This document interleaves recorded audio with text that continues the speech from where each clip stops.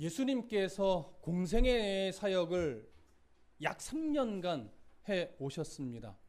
그러고 나서 이제 이 요한복음 12장에 들어와서는 마지막 유월절이 거의 다다랐을 무렵입니다. 그때 예수님은 이제 거의 공생애 사역의 마지막 가르침을 주는 과정 속에서 유대인들 앞에 아주 중요한 자신의 죽음에 대해서 말씀을 하셨습니다. 내가 십자가에서 죽으실 것이다. 요한은 그 죽음이 단순한 육체의 죽음이 아니라 모든 죄를 대속하는 죽음임을 의미한다라고 말씀을 하셨죠. 그런데 그 예수님의 이 죽음에 대한 말씀을 듣고 있던 무리들의 반응은 왜 죽으려 합니까? 였습니다. 우리가 기대하고 바라는 메시아는 당신이 이 땅에 이스라엘의 왕으로 오셔서 우리를 로마의 압제에서 독립시켜주고 주변의 열강들보다 더 강대한 나라를 만들어주며 이 배고픔에서 해결하여 부자로 살 수 있도록 우리를 세워주시면서 그런 우리와 영원히 함께 해주시는 것으로 우리는 기대하고 있는데 왜 당신은 그런 메시아라고 우리가 지금 바라보고 인정하고 기대하고 있는데 죽는다는 말을 합니까? 이런 반응이었어요. 그러면서 어떤 질문을 하나 던져요? 당신이 우리가 그렇게 기대하고 바라던 그 메시아가 맞습니까? 이런 질문을 던졌단 말이에요. 그런 무리들에게 예수님이 그렇게 반응하는 무리들에게 예수님이 이렇게 말씀하셔요. 빛이 있을 동안에 뭘 믿으라? 빛을 믿으라. 그리하면 빛의 아들이 되리라. 이것이 이제 36절 앞부분이었어요. 우리가 저번 시간까지 나눴던 부분이죠.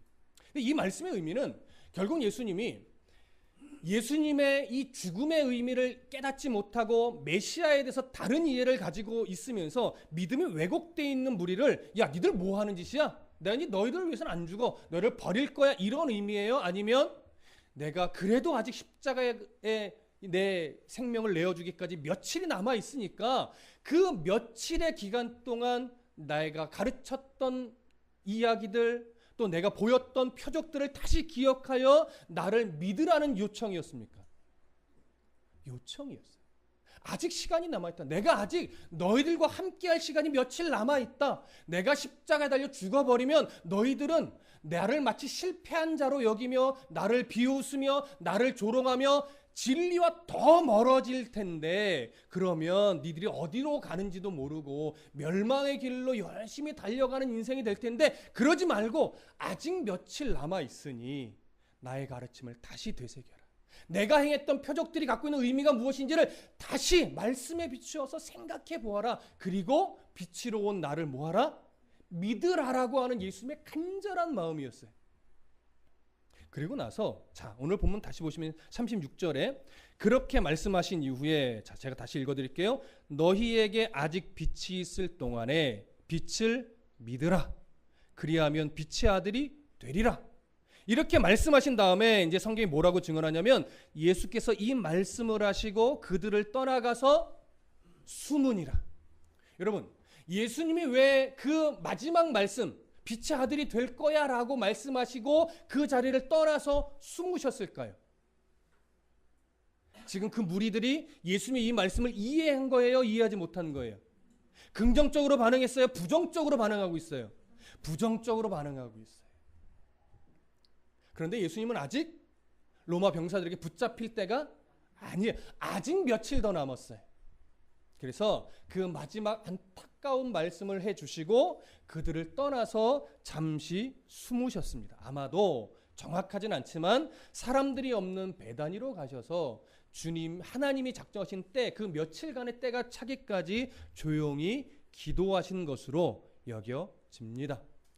자 그러면 바로 이 시점까지 예수님의 공생애의 가르치는 사역 메시아로서 표적을 드러내는 사역은 이제 마친 겁니다. 그러면 이제 며칠이 지나서 유월절이 시작되면서부터 무슨 사건으로 들어갈까요? 이제 십자가에 달리기 위해서 그것을 준비하고 붙잡히시고 채찍을 맞으시고 못이 박히시고 십자가에 달리시며 죽으시고 3일 만에 살아나시고 부활하여 승천하시는 이 사건으로 진행이 돼요. 그럼 그 사건은 몇 장부터 시작이 될까요? 바로 다음 장 13장부터 시작이 되는 겁니다. 그래서 요한복음 13장은 무슨 사건으로부터 시작하냐면 유월절 마지막 만찬의 사건으로 그래서 연결이 되는 겁니다. 그러면 12장은 결과적으로 무엇을 정리하는 장이 될까요? 이제 오늘 우리가 읽은 본문 이후부터 다음 주까지 살펴보게 될 50절까지. 아마 다음 주는 요한복음 강의를 아마 안 할 겁니다. 처음이죠. 제가 강의를 빼먹은 적이 없는데 다음 주는 제가 아마 특별 설교를 하게 될 것 같아요. 자, 그러면 그 50절까지는 결국 무엇을 정리하는 구절이 되냐면 지금까지 예수님이 해오셨던 공생의 사역을 최종적으로 정리를 하게 됩니다. 그런데 앞에 오늘 우리가 읽었던 36절부터 43절까지는요. 예수님의 그 공생의 사역에 대해서 누가 정리하냐면 저자인 사도 요한이 정리를 해요. 그리고 이제 그 다음 시간에 살펴볼 44절부터 50절까지는 예수님께서 정리를 하는 구절입니다. 그렇게 예수님의 공생의 사역이 딱 정리가 되면 이제 13장으로 넘어가서부터는 드디어 본격적으로 십자가의 사건의 발걸음이 시작이 되는 거예요. 이해되시죠? 자, 그래서 오늘은 사도 요한이 예수님의 공생의 사역을 어떻게 정리하는가 이 부분을 살펴볼 것입니다. 먼저 37절 함께 읽습니다. 시작. 이렇게 많은 표적을 그들 앞에서 행하셨으나 그를 믿지 아니하니. 자, 사도 요한이 이렇게 이야기를 해요. 예수님이 그동안 공생의 사역을 하시는 대략 3년의 기간 동안 유대인들 앞에서 많은 표적을 행하셨대요.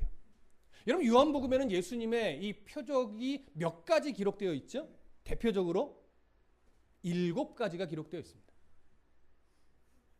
근데 예수님이 표적으로서 행한 일들이 7가지 뿐일까요? 그렇지 않습니다. 훨씬 더 많습니다. 표적들도 많이 행했고 많은 가르침들도 주었습니다. 그런데 그렇게 많은 표적을 행해주고 그렇게 많은 가르침을 가르쳐 주었는데 결과적으로 유대인들은 어떻게 했대요? 그를 믿지 아니했대요. 우리가 왜 그들이 예수님의 말씀을 인정하지 못하고 믿지 않았는지에 대해서는 거의 1년이 넘게 지금 이제 오늘이 몇 번째예요? 84번째니까 1년이 넘게 살펴보면서 왜 그들이 예수님의 말씀을 그 표적을 가르침을 인정하지 않고 거절해 왔는지는 수없이 나누었습니다. 그들의 기대와 다르고 그들의 기득권의 문제와 충돌이 되고 이런 일들을 통해서 오히려 예수라는 분은 메시아가 되면 안 되는 존재였어요. 왜? 정말로 모든 가르침과 살아가는 흔적과 표적들을 보면 저분이 메시아 같은데 저분이 메시아가 되면 내 기득권이 다 의미 없이 되고 다 버려야 되는 거예요. 그게 싫어요. 그러니까 저분은 메시아가 되면 안 되는 거예요. 그러니까 끊임없이 뭐예요? 대적해요. 끊임없이 거절해요. 끊임없이 음모를 꾸며서 예수님을 어떻게 하면 넘어뜨릴까 이 고민을 해요. 그러다 보니까 많은 백성들도 예수님을 거절했지만 주로 거절하는 층이 어딥니까? 기득권을 갖고 있는 층이죠. 지도자급에 있는 사람들, 사내들인 공회의원들이라든가 바리새인들이라든가 나름 뭐 위치에 있는 사람들이라는 사람은 대부분 다 거절을 합니다. 자, 그런데 그들이 거절했다라는 표현 속에 사도 요한이요, 지금 우리가 많은 표적을 행했다고 하잖아요. 이 많은 표적이라는 표현을 쓴 데는 아주 중요한 이유가 있습니다. 여러분, 예수님이 행하신 수많은 표적들, 예수님이 가르쳤던 수많은 가르침들, 예수님이 보여주셨던 삶의 모든 흔적들, 그 흔적들은 그들이 예수님을 믿기에 조금 2% 부족한 흔적이었을까요? 아니죠. 그들이 예수님의 가르침만 정직하게 들었어도 예수님을 메시아로 인정하고 믿기에 부족함이 없었다는 거예요. 그 표적의 어떤 외면만 보는 것이 아니라 왜 그러한 표적을 일으켰는지 구약의 예언들과 이렇게 연결해서 조금만 더 상고했다면 그들이 예수님을 메시아로 인정하고 믿기에 전혀 부족함이 없었단 얘기예요. 그래서 요한이 말하는 거예요. 예수님이 공생의 사역 기간 동안 그렇게 많은 표적, 이 얘기는 다시 좀 의역해보면 그렇게 충분히 표적을 보여줬음에도 불구하고 그들은 계속해서 뭐했다? 예수님을 거절했다. 그러니까 하나님 중심으로 그 표적을 본 게 아니에요. 무슨 중심으로 봐요? 자기의 이익, 자기의 기득권, 자기의 만족이라고 하는, 자기의 기대라고 하는 것이 먼저 우선이 돼서 예수님의 행하신 것들을 바라보니까 믿을 수가 없는 거예요. 인정할 수가 없는 거예요. 지금 요한은 바로 그 부분을 지적하는 겁니다. 너희들의 불신앙은, 너희들의 예수님의 이 거절함은 변명의 여지가 있다 없다? 없다. 변명의 여지가 없다라고 하는 것이죠. 그러면서 그들의 불신을 이제 구약에 있는 이사야의 예언과 연결해서 이제 말씀을 합니다. 자, 38절 함께 읽습니다. 시작. 이는 선지자 이사야의 말씀을 이루려 하심이라. 이르되 주여 우리에게서 들은 바를 누가 믿었으며 주의 팔이 누구에게 나타났나이까 하였더라. 자, 요한이 이사야의 말씀을 인용할 때 일단 인용하기 전에 무슨 표현을 먼저 하냐면 이는 선지자 이사야의 말씀을 이루려 함이라. 자, 뭐가 이사야 선지자의 말씀을 이루려 한다는 얘기냐면 유대인들의 예수님을 거절한 모습, 그들의 불신앙은 이사야의 이 말씀을 뭐 하는 거래요? 이루려는 거래요. 조심할 것은 이것을 우리가 이 표현 그대로를 읽어 나갈 때 이 표현의 진짜 의미를 오해하게 됩니다. 어떻게 오해할 수 있냐면 이사야의 선지자의 이 예언을 성취하기 위해서 하나님이 유대인들을 예수님을 믿지 못하도록 영향력을 끼쳤다, 이렇게 이해할 수 있어요. 그걸까요, 아닐까요? 아니에요. 여러분, 지금 이 이후에 어떠한 시선을 계속 가져가셔야 되냐면 예수님이 그 무리들에게 빛이 있을 동안에 누굴 믿으라? 빛을 믿어라. 그리하면 빛의 아들이 된다라고 하신 예수님의 이 안타까운 말씀의 이 중심이요, 이후에도 계속 흘러가고 있음을 놓치지 마셔야 돼요. 예수님이 지금 예수님을 거절하는 무리들이 빨리 빛이신 예수님 앞에 자복하고 나오기를 바라고 있는 거예요. 그 마음을 요한도 고스란히 가지고 있어요. 그러다 보니까 그 안타까운 마음을 이사야의 말씀을 인용해서 지금 표현하고 있는데 이렇게 표현했어요. 선지자 이사야의 말씀을 이루려 함이라. 이 얘기는요, 이제 정리해 드릴게요. 선지자 이사야의 말씀을 이루게 하려고 그들을 못 믿게 했다, 이 얘기가 아니라 그들이 끊임없이 자기의 이해와 자신의 기대와 자신의 기득권이라는 시선을 앞에 놓고 예수님을 보다 보니까 지금까지 계속 예수님을 거절하고 대적하고 있는데 그 결과, 어떠한 결과가 그들 앞에 놓여진 것과 같게 되었냐면 이사야의 말씀이 성취된 것과 똑같은 결과를 뭐예요? 가져왔다, 이 얘기를 하는 거예요. 우리가 가끔 아이들한테 그러죠. 너 이렇게 하면 나중에 큰일 난다. 너 이거 보면 뻔히 알아. 나중에 이렇게 될 거야. 부모가 얘기하잖아요. 근데 자식은 들어요? 안 들어요? 안 듣고 지 고집대로 하죠. 그래서 고집대로 해서 부모가 말한 결과가 딱 나오면 부모는 뭐라고 얘기합니까? 거 봐. 내가 그렇게 될 거라 그랬지. 이 얘기는 그렇게 되라고 자식을 사용했단 얘기예요? 아니에요. 왜 내 말을 안 듣고 결국 이런 결과를 만들었느냐 이거예요. 여러분, 지금 요한의 안타까움은 그거예요. 구약에 그렇게 예언해 왔잖아. 근데 왜 그 말씀을 가슴에 새기지 않고 그 하나님의 말씀보다 너의 기대, 너의 기득권, 너의 욕심을 먼저 앞세우고 그걸 예수님을 바라봄으로 끊임없이 거절했냐 이거예요. 니들이 거절하니까 그 예언대로 지금 되는 거잖아. 이 안타까움을 토로하는 거예요. 여러분, 이해되십니까? 자, 그러면 그 안타까움을 어떤 이사야의 말씀을 인용해서 지금 이 마음을 전하는지 한번 보십시오. 다시 한번 읽어드릴게요. 주여 우리에게서 들은 바를 누가 믿었으며 주의 팔이 누구에게서 나타났나이까? 자, 이 말씀은 이사야서 53장 1절의 말씀을 인용한 겁니다. 사도 바울도 로마서 10장 16절에서 이 말씀을 똑같이 인용을 했었어요. 자, 그러면 이 말씀은 당시에 어떤 의미를 가지고 이사야가 예언했던 말씀이냐? 이사야가요, 하나님의 은혜로 어떤 계시를 받는데 그것이 뭐였냐면 고난받는 종에 관한 예언의 말씀이었어요. 장차 메시아가 이스라엘 중에 분명히 올 것이다. 그런데 이스라엘 백성은 메시아를 보고도 싫어할 것이다. 이런 의미를 가지고 예언했어요. 그러니까 이 얘기는 결국 뭐예요? 사람의 죄성은 이 메시아가 왔을 때 그 메시아를 환영하고 기대하고 그를 믿는 믿음으로 반응하는 것이 아니라 그 죄의 문제를 해결하지 못하면, 그 죄의 문제를 말씀 앞에 조명하지 못하면 결국 어떻게 된다? 메시아를 거절할 수밖에 없다. 이 얘기를 지금 하는 거예요. 그러면서 보십시오. 내용으로 들어가면 우리에게서 들은 바, 이사야 하나님이 이제 주시는 말씀이죠. 누가 믿었으며, 그 다음에 주의 팔이 누구에게서 났나이까? 이 말은 하나님의 그 말씀들, 그 말씀들을 온전하게 인정하며 믿은 자가 누가 있느냐 이거예요. 그러면 사도 요한의 때로 가보세요. 예수님이 수없이 뭐 했어요? 가르침을 주었어요. 근데 그 가르침을 믿음으로 받고 인정한 자가 몇이나 되느냐를 지금 말하는 거죠. 자, 예수님은 많은 유대인들에게 가르치고 표적을 보여줬습니다. 그러면 그 가르침과 표적의 기본 내용은 뭘까요? 결국 예수가 하나님이 보내신 뭐다? 메시아다. 그리고 그 예수를 믿어야 뭐가 해결된다? 죄 문제가 해결된다. 죄 문제가 해결이 돼야 어디 간다? 하나님의 나라 구원에 이를 수 있다. 이게 기본 예수님의 가르침과 모든 표적의 중심 내용이란 말이에요. 근데 그것을 유대인들이 듣고 보고 경험했음에도 불구하고 믿어요? 믿지 않아요? 믿지 않아요. 그리고 보십시오.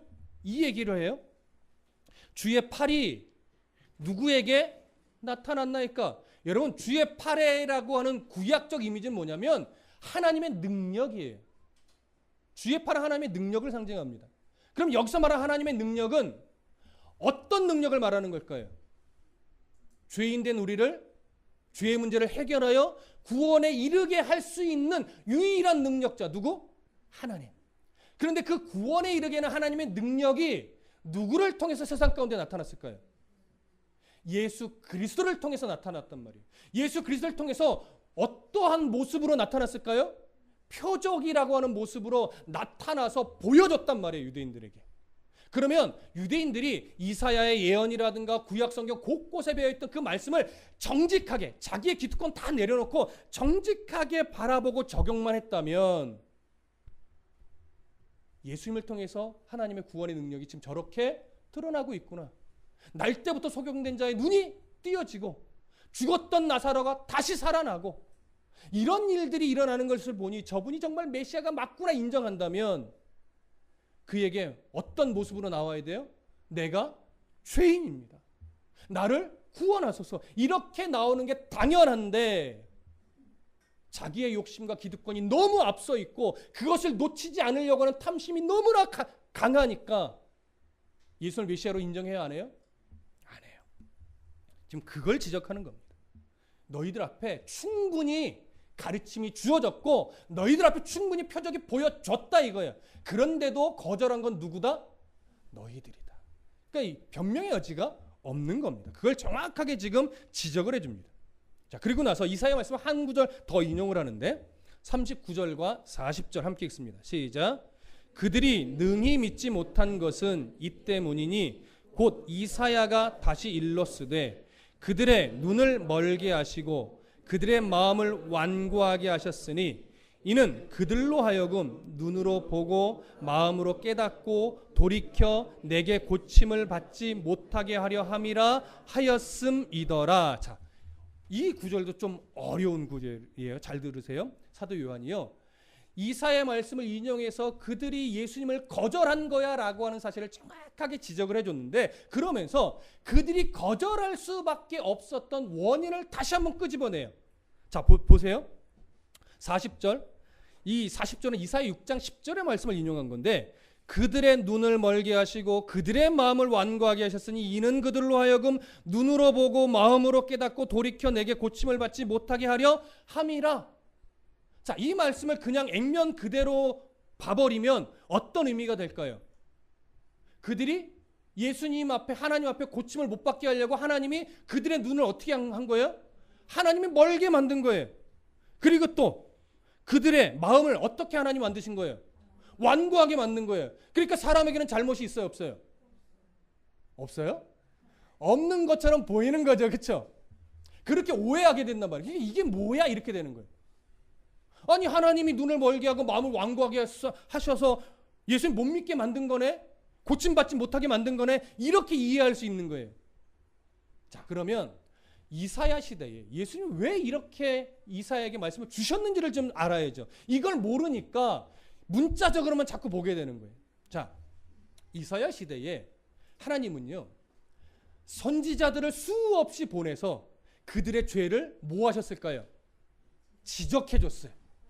그들의 완악함, 그들이 바뀌지 않는 죄성, 그들이 하나님을 멀리하는 그 모습들, 우상 앞에 마음을 쏟아놓으며 하나님 앞에는 마음을 두지 않는 그 어리석은 모습들을요, 뭐 1년, 2년, 10년, 20년 지적해서 돌아오라고 한 것이 아니라 오랜 시간 하나님이 참고 기다리며 너희들 이대로는 안 된다, 돌아와라, 안 된다, 돌아와라, 지금 너희들 너무 멀리 갔다, 가르치고 들려주고 보여주고, 그럼에도 불구하고 이스라엘 백성들이 이 말씀을 깨닫고 회개함으로 하나님 앞에 나왔을까요? 안 나왔을까요? 안 나왔어요. 안 나왔다고요.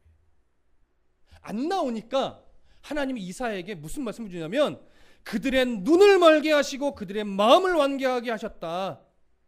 여러분, 이게 하나님이 그들의 눈을 멀게 한다는 얘기일까요? 아니에요. 이 얘기는요, 잘 들으세요. 내가 이제 이렇게 완악하고 이렇게 고집이 세서 도무지 하나님의 말씀, 선지자를 통해서 전해줬던 말씀을 끊임없이 거절하고 있는 이 백성들에게서 내 손을 뭐 하겠다? 거두겠다. 나 이제 간섭 안 해. 나 이제 그들이 소경된 자로 살아가도록 그냥 놔둘 거야. 그들이 완고하게 마음을 이렇게 굳히고 자꾸 우상에게로 마음을 빼앗기고 나와 멀어지고 나를 대적하는 저 모습을 그냥 놔둘 거야. 그러면 그들은 결국 어떻게 돼요? 영적 소경이 되고 마음이 완고해서 어디서 멀어질까요? 하나님에게서 멀어져요. 그러니까 자기가 멸망의 길로 달려가고 있음에도 불구하고 스스로 알아요, 몰라요? 모르고 달려가는 거예요. 그래서 내가, 하나님이 이렇게 말하는 거예요. 내가 그렇게 내버려 둘 거야. 여러분, 이렇게 말하는 하나님의 마음을 이해하십니까? 잘 들으십시오. 이렇게 이사야에게 말씀을 주신 하나님은요, 이스라엘을 버리겠다는 걸까요? 이렇게 내가 마음이 들 정도로 가슴이 아프다는 걸까요? 그 중심을 놓치지 마십시오. 하나님이요, 버리는 자는요, 이런 말씀을 주실까요, 안 주실까요? 안 줘요. 여러분, 때로는요, 욕을 하는 건요, 이건 욕하라는 얘기 아니에요. 화를 내는 건 뭐가 남아있기 때문에 그래요? 애정이, 사랑이 있어서 화를 내요. 여러분, 저는 예전에 저희 자녀들에게 화를 엄청 많이 냈습니다. 왜일까요? 너무 사랑하는데 내 기준에 너무 다른 말을 하고 행동을 하는 거예요. 다른 애들과 비교하는 것이 아니라 내 기준에서. 그때는 그게 이제 제 나름대로, 옳다는 얘기 아닙니다. 제 나름대로의 사랑의 표현이었지만 요즘에는 이제 화보다는 기다려주는 쪽이 조금 더 많아졌습니다.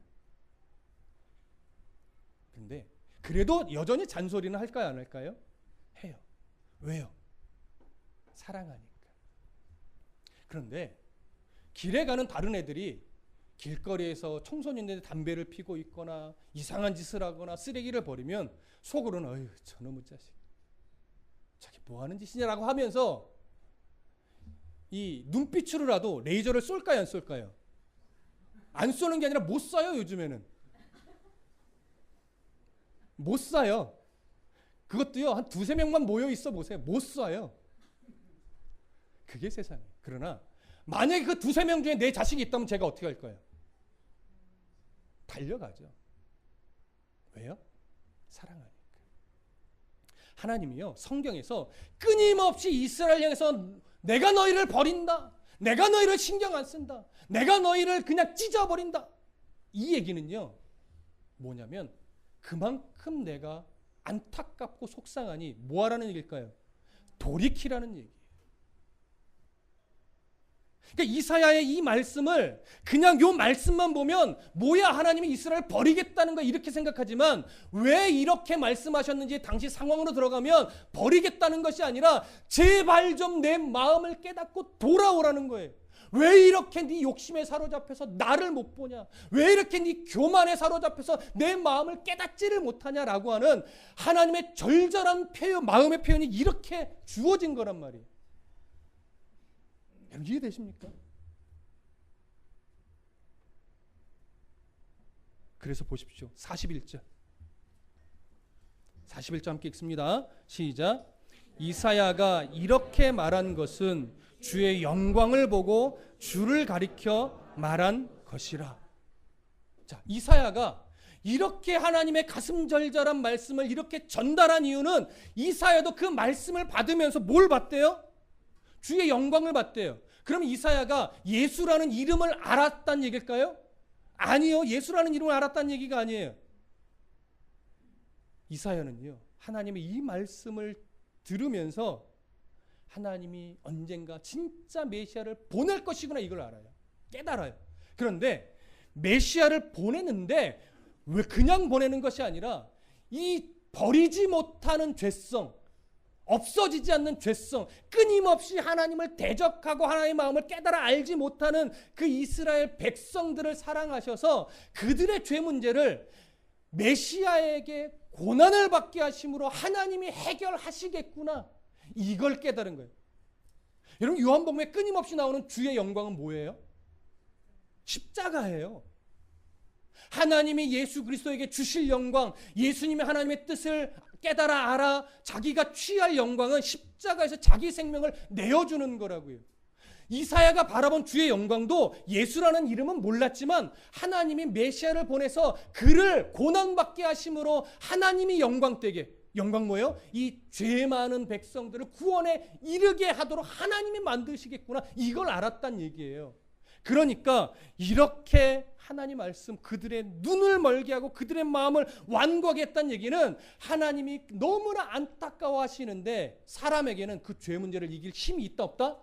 없다. 그래서 결국 하나님이 메시아를 죽이심으로 말미암아 사람이 해결할 수 없는 죄 문제를 하나님이 해결하시는 거구나, 이걸 깨달은 거예요. 그러면 하나님이 해결할 거니까 우리는 가만히 있어도 되나요? 이사야는 그 얘기를 하는 것이 아니에요. 니들에게 해결할 능력은 없지만 메시아를 보내서 너희들의 죄 문제를 해결하시고자 작정하신 하나님의 마음을 봐라 이거예요. 그 마음을 깨닫는다면 니들은 지금 하나님 앞에 이렇게 살아갈 수 있다 없다? 없다. 하나님의 마음을 모르니까 이렇게 살아간다 이거예요. 그러니까 하나님의 마음을 제발 좀 깨달아 알라고 하는 이 간절한 외침이 그들의 눈을 멀게 하고 그들의 마음을 완고하게 하나님이 하셨다라고 하는 이 강력한 표현에 담아둔 거라고요. 여러분 오늘 우리에게 똑같은 하나님의 안타까움이 서려 있어요. 여러분 그거 아셔야 돼요. 자, 마지막 구절 보세요. 42절 43절 함께 읽습니다. 시작. 그러나 관리 중에도 그를 믿는 자가 많되 바리새인들 때문에 드러나게 말하지 못하니 이는 출교를 당할까 두려워함이라. 그들은 사람의 영광을 하나님의 영광보다 더 사랑하였더라. 자, 아주 중요한 구절이에요. 여기 42절이요. 그러나라고 번역이 됐지만 원문의 의미는 그럼에도 불구하고의 의미가 오히려 더 많습니다. 그러면 그럼에도 불구하라는 이 연결어는 어떤 의미를 연결하냐면 수없이 많은 사람들이 예수 그리스도께서 가르치신 말씀의 의미를 깨닫지 못하고 보여주신 표적의 의미를 깨닫지 못해서 끊임없이 예수님을 지금도 거절하고 있다. 근데 거절하는 그 층이 백성들 모두이긴 하지만 주된 층이 누구라고 말씀드렸어요? 기득권을 갖고 있는 자들, 사내들은 공회의 회원들이나 어떤 관리에 있는 자들이나 바리새인들이거나 뭐 서기관이거나 이런 어떤 권세가 기득권이 있는 자들이 주로 많이 이 거절해 왔고 음모를 꾸며 왔는데 그럼에도 불구하고 관리 중에 누가 있어요? 믿는 자가 많이 있다 이거예요.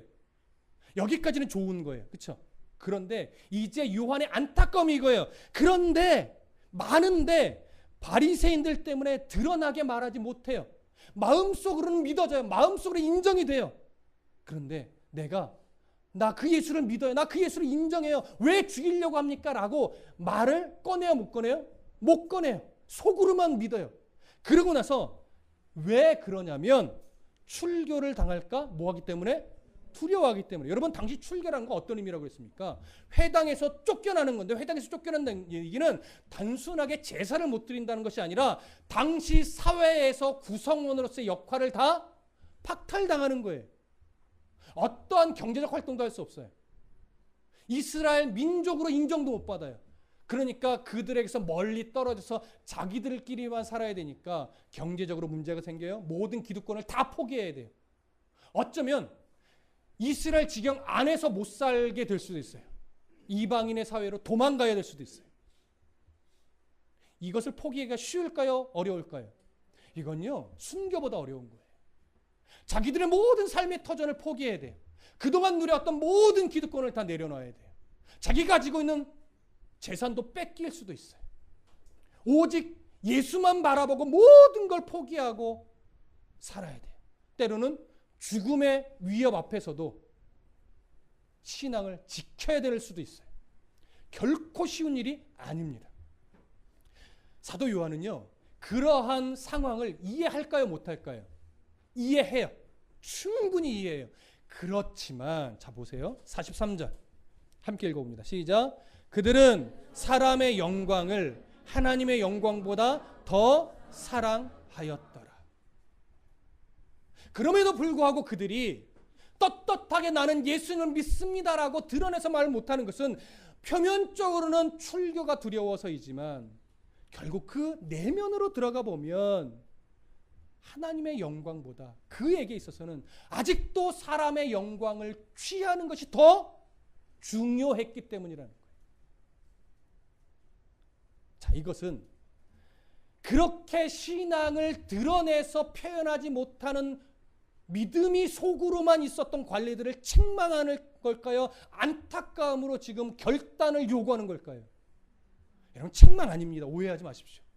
왜 그래? 너희들 문제야. 이거 책망 아니에요. 그런 책망이 아니라 그의 마음을 이해하는 거예요. 이해하지만 잘 들으세요. 이해한다고 해서 그 믿음을 속으로만 갖고 있게 놔둔다면 어느 순간 그들의 믿음은 어떤 믿음이 될까요? 영적 소경의 믿음이 되는 거예요. 어느 순간 완고한 마음이 그 안에 싹이 트는 거예요. 사람의 죄성은 좋은 영향을 쉽게 받을까요? 나쁜 영향을 더 쉽게 받을까요? 그게 사람이에요. 왜 성도가 말씀을 늘 가까이 하려고 몸부림쳐야 되느냐? 사람은 좋은 말씀의 영향을 받기보다 나쁜 것에, 하나님과 다른 것에, 하나님이 싫어하는 것에 오히려 더 귀를 뺏기고 마음을 뺏기기 쉽습니다. 그러니까 이들이 신앙을 마음으로만 간직하다 보면, 잘 들으세요, 곧 예수님이 십자가에 달려 죽으실 거예요. 그럼 그들의 눈앞에 십자가에 죽은 예수는 어떤 예수일까요? 능력 없는 예수예요. 힘이 없는 예수예요. 아, 내가 잘못 봤나 하면서 결국 예수 그리스도를 다르게 본다고요. 잘못 본다고요. 그러다 보면 결국 그들도 영적 소경이 되고 그들도 마음이 더 완고해져서 예수 앞으로 나가는 신앙이 아니라 점차 예수와 멀어져서 어디로 가는지 모르고 멸망으로 가는 그런 사람이 될 수밖에 없음을 사도 요한은 보고 있는 거예요. 그래서 니들이 무엇을 두려워하는지 안다. 충분히 이해된다. 그러나 그런 이 믿음을 다시 하나님 앞에서 돌이켜서 무엇인가 결단을 내리지 않으면, 빛이신 예수 그리스도를 믿지 않으면 빛의 아들이 될 수 없다는 거예요. 그 안타까움을 이들에게 지금 전하는 거예요. 하나님의 영광을 더 사랑해야 된다는 거죠. 여러분, 오늘 제가 이 말씀을 정리를 하면서 결론을 내리기가 참 부담스러웠습니다. 어려웠어요. 왜냐하면 이 말씀은 똑같이 오늘 우리에게 결단을 요구해요. 물론 목회자인 저도 다르지 않습니다. 교회 생활 수십 년 한 직분자 다르지 않습니다. 이제 신앙을 배워가는 청년들 다르지 않습니다. 하나님은 오늘 우리에게 요구하는 거 이거예요. 우리 모든 사람이, 모든 성도라 불리는 사람이 세상 속에서 살아갈 때 하나님의 영광과 세상이 가르치는 영광, 사람의 영광을 똑같이 눈앞에 두고 살아가는 거예요. 그런데 어떤 사람은 내가 하나님을 믿는다라고 말은 하지만 늘 자기 앞에 뭐가 더 우선이에요? 사람의 영광이 더 우선이에요. 관계에서, 또 직장에서, 때로는 어떤 상황들 속에서 하나님의 말씀 앞에 나를 세워서 하나님이 내 인생을 어떻게 보실까? 내가 하나님 앞에 내 삶을 어떻게 다듬어 가야 할까? 이런 것에 대해서 고민하기보다 오늘은 예배 가기 어렵겠다. 뭐 때문에? 이것도 해야 되고 저기도 가야 되고 이런 일도 있고 어쩔 수 없는 상황을 말하는 것이 아닙니다. 조절하면 할 수 있음에도 불구하고 그냥 내 삶에 일어나는 상황과 형편이 먼저 우선인 거예요. 거기서 상황이 되면 교회에 나가고 안 되면 다음 주에 가면 되지 뭐. 자, 오늘 아침에 나 집사님이 딱 교회 오면서 저한테 그러는 거예요. 오늘 아마 청년들이 많이 못 올 겁니다. 왜? 새벽 3시경에 어디예요? 첼시와 뭐? 하여튼 그 축구, 손흥민 나오는 축구를 한대요. 그걸 보면, 그게 사단이라는 얘기 아니에요. 오해하지 마십시오. 그걸 보면, 보는 건 상관없어요. 뭐가 문제예요? 그것 때문에 이 자리에 못 오면. 이건 뭔가 지금 우선순위가, 이건 지금 아주 작은 예를 드는 거예요. 그래서 오늘 여러분들이 특히 여기 있는 남성 성도들이 너무나 감사했습니다. 보고 오셨을 수도 있고 안 보고 오셨을 수도 있지만 그걸 이겨내고 내가 하나님 앞에 오늘 예배하기 위해서 내가 다른 데 시간을 뺏기지 않고 오신 것이 너무 감사했습니다. 참 작은 예예요. 그런데 우리는요, 하나님 앞에 드리는 이 시간을 빼앗기지 않으려고, 손해보지 않으려고 내 삶을 준비하는 인생을 잘 안 살아요. 그저 하나님이 내 인생을 도와주시는 분위기를 늘 바라요. 여러분, 이건 거꾸로 된 겁니다. 하나님은 우리들의 인생을 도우시려고 존재하시는 분이 아니에요. 착각하지 마십시오. 하나님은 우리들의 인생을 다듬기를 원하시는데 어떤 존재로 다듬기를 원하세요?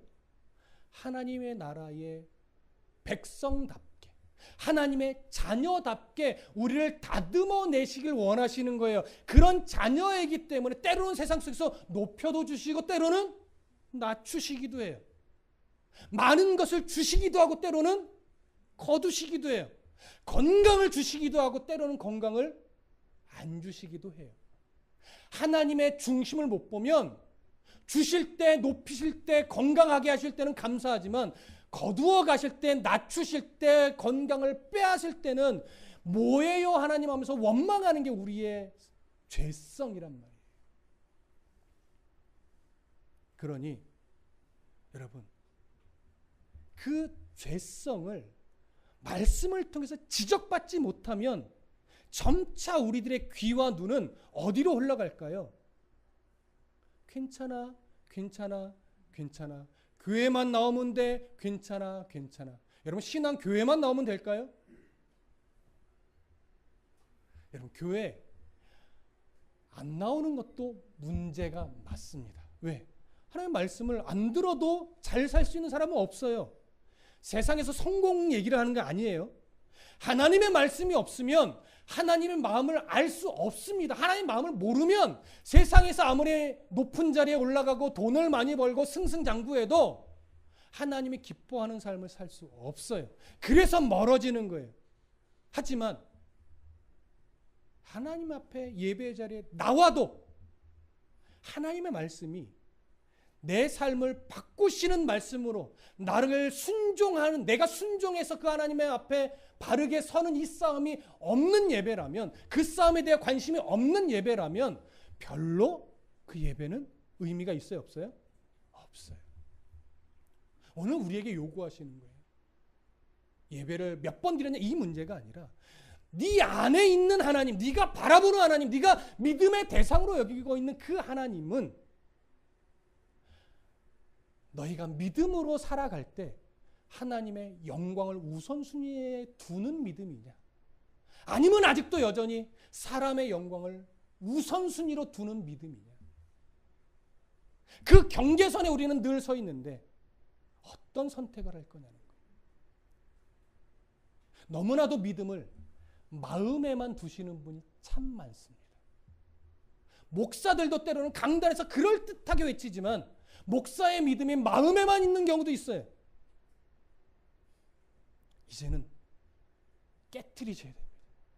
마음에만 있는 믿음이 아니라 입술로만 아멘 아멘 하는 믿음이 아니라 내가 어떻게 하면 하나님이 기뻐하는 성도다울까? 어떻게 말하고 어떻게 행동하고 어떻게 섬겨야 나를 통해 하나님이 드러나고 세상에서 이리와 같은 세상 속의 양으로 살지만 하나님이 사랑하는 양으로서 그들에게 아름답게 먹혀줄 수 있을까? 여러분 바보같이 먹히지는 마십시오. 그러나 하나님이 보내시는 양으로서 잘 먹히면 그 양을 씹은 1위는 거기서 누굴 발견할까요? 하나님을 발견합니다. 여러분 왜 이리 같은 세상 속에 우리를 양으로 보내셨겠습니까? 바보처럼 찢기고 뜯기고 상처만 받으라고요? 여러분 그런 어리석은 삶은 살지 마십시오. 그런데 하나님 때문에 물려주십시오. 하나님 때문에 찢겨 주십시오. 하나님 때문에 한번 먹혀 보십시오. 나는 죽는데 예수님은 살아납니다. 그러면 하나님의 영광이 드러납니다. 그러면 그 물었던 자가 다시 뭐가 될까요? 양이 돼서 그도 누군가에게 또 기꺼이 양으로서 물려주는 하나님의 사람이 됩니다. 하나님의 영광, 하나님의 가치, 그것이 우리 인생의 가장 우선이 되는 믿음의 가치가 되기를 축복합니다.